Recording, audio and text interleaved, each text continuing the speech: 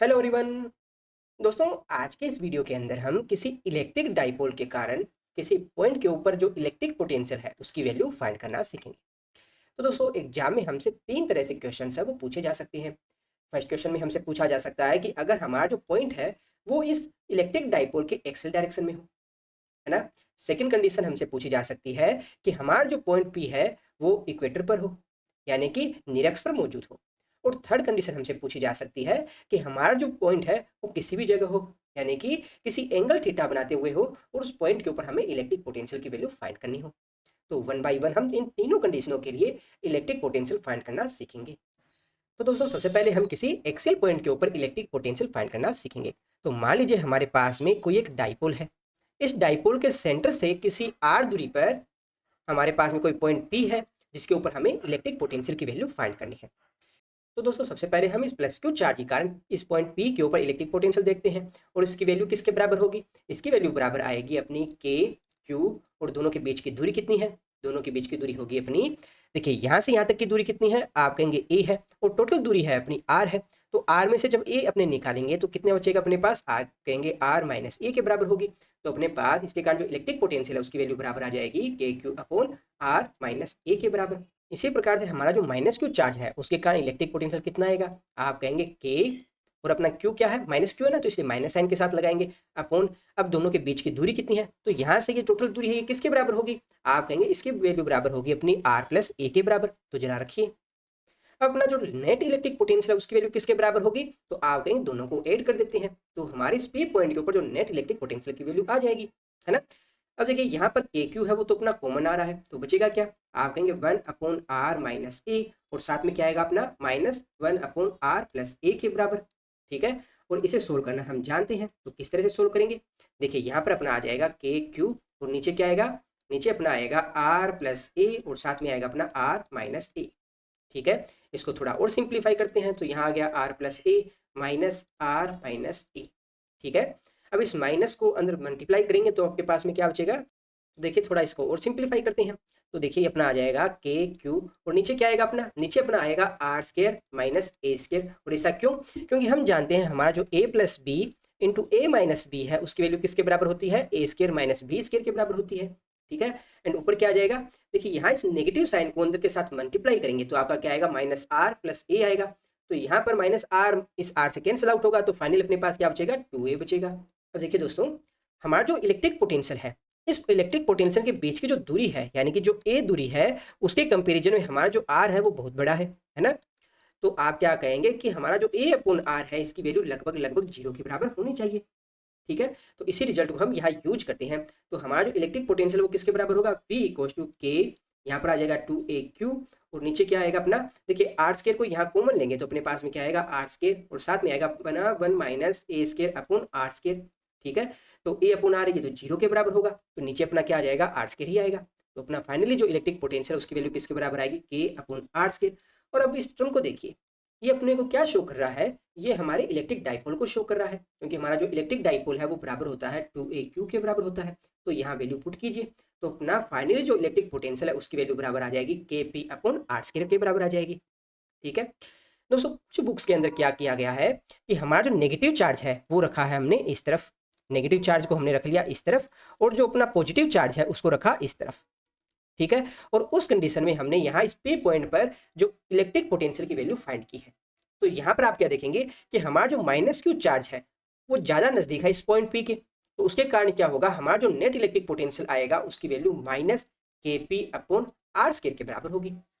और यहाँ पर जो नेगेटिव साइन है वो आपको क्या शो करेगा, क्योंकि हमारा जो माइनस क्यू है वो ज़्यादा नज़दीक है इसके। इसमें बस आपको ज़्यादा कंफ्यूज नहीं होना है, आप इसे खुद से भी सोल्व कर सकते हो। हमारा जो नेट इलेक्ट्रिक पोटेंशियल वो किसके बराबर होगा, हमारा जो नेगेटिव चार्ज प्लस हमारा जो पॉजिटिव चार्ज है उन दोनों के पोटेंशियल के बराबर। और नेगेटिव चार्ज के कारण जो पोटेंशियल आएगा वो किसके बराबर होगा, माइनस के क्यू अपॉन, अब ये दूरी किसके बराबर होगी, आप कहेंगे ये दूरी आएगी अपनी आर माइनस ए के बराबर। ठीक है, प्लस पॉजिटिव चार्ज के लिए देखें तो यहाँ वैल्यू आएगी के Q upon r plus a के बराबर। तो इसे सोल्व करेंगे तो यही रिजल्ट आएगा। ठीक है, इसके बाद दोस्तों हम देखते हैं कि अगर हमारा जो पॉइंट पी है वो इक्वेटर पर हो, यानी कि निरक्ष पर मौजूद हो।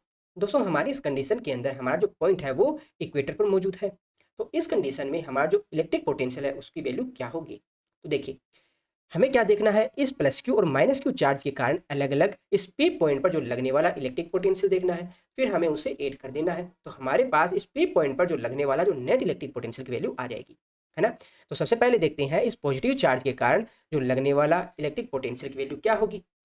तो इसकी वैल्यू बराबर आएगी अपनी के क्यू अपॉन एक्स के बराबर, जहाँ एक्स क्या है, हमारे इस पॉजिटिव चार्ज से पी पॉइंट की दूरी है ना। और इस x की वैल्यू किसके बराबर होगी, तो यहाँ पर आप देखिए हमारे पास में एक ट्राइंगल बन रहा है। इस ट्राइंगल के अंदर ये वाली जो दूरी है ये हमें दे रखी है r, ये है अपना a। तो यहाँ पर ये वैल्यू किसके बराबर आ जाएगी, आप कहेंगे x बराबर आएगा अपना √a² प्लस r² के बराबर। ठीक है, इसी प्रकार से हम इस माइनस क्यू चार्ज के लिए देखें, तो माइनस क्यू चार्ज के कारण हमारा जो इलेक्ट्रिक पोटेंशियल है उसकी वैल्यू बराबर आएगी -k/q अपॉन x के बराबर आएगी, है ना। अब इन दोनों को अगर हम जोड़ें तो हमारा जो नेट इलेक्ट्रिक पोटेंशियल है उसकी वैल्यू किसके बराबर आएगी, आप कहेंगे 0 के बराबर आएगी। तो दोस्तों हमेशा याद रखिएगा कि हमारे किसी इलेक्ट्रिक डाइपोल के कारण उसके इक्वेटर पॉइंट के ऊपर जो इलेक्ट्रिक पोटेंशियल है उसकी वैल्यू हमेशा 0 के बराबर होती है। नेक्स्ट कंडीशन हम देखते हैं, जिसमें हमारे पास में कोई एक एंगल थीटा बनाते हुए हमारा पॉइंट पी है, जिसके ऊपर हमें इलेक्ट्रिक पोटेंशियल की वैल्यू फाइंड करनी है। दोस्तों इस प्रॉब्लम को सोल्व करने के लिए हम एक ट्रिक यूज करते हैं। हम जानते हैं हमारा जो इलेक्ट्रिक डाइपोल है उसकी जो डायरेक्शन है वो किस तरफ होती है, आप कहेंगे -q से +q की तरफ होती है। तो हम क्या करते हैं, हमारा जो इलेक्ट्रिक डाइपोल है उसके कंपोनेंट तैयार करते हैं। तो दोस्तों हमारा जो इलेक्ट्रिक डाइपोल है अगर हम उसके कंपोनेंट तैयार करें तो यहाँ हमारे पास में 2 कंपोनेंट बनकर आएंगे। एक कंपोनेंट तो हमारा बनेगा इस डायरेक्शन में, जिसकी वैल्यू किसके बराबर होगी, p cos थीटा के बराबर होगी। जबकि एक कंपोनेंट हमारा बनेगा इस डायरेक्शन में, जिसकी वैल्यू बराबर आएगी अपनी p sin थीटा के बराबर। ठीक है, तो दोस्तों आप इस प्रॉब्लम को कुछ इस तरह से समझिए कि हमारे पास में कोई 2 इलेक्ट्रिक डाइपोल है। एक इलेक्ट्रिक डाइपोल है अपना p cos थीटा, ठीक है, और एक दूसरा इलेक्ट्रिक डाइपोल है हमारा p sin थीटा। इन दोनों इलेक्ट्रिक डाइपोल के लिए हम देखें तो पहला जो इलेक्ट्रिक डाइपोल है उसके लिए हमारा जो पॉइंट P है वो उसके एक्सियल पॉइंट के ऊपर है, जबकि हमारा जो सेकंड इलेक्ट्रिक डाइपोल है उसके लिए हमारा जो पॉइंट P है वो उसके इक्वेटर लाइन पर मौजूद है। तो दोस्तों हम इन दोनों कंडीशनों के लिए अलग अलग हमारा जो इलेक्ट्रिक पोटेंशियल है उसकी वैल्यू फाइंड करेंगे। तो हमारे पास में इस टोटल जो इलेक्ट्रिक पोटेंशियल है उसकी वैल्यू इस P पॉइंट के लिए आ जाएगी।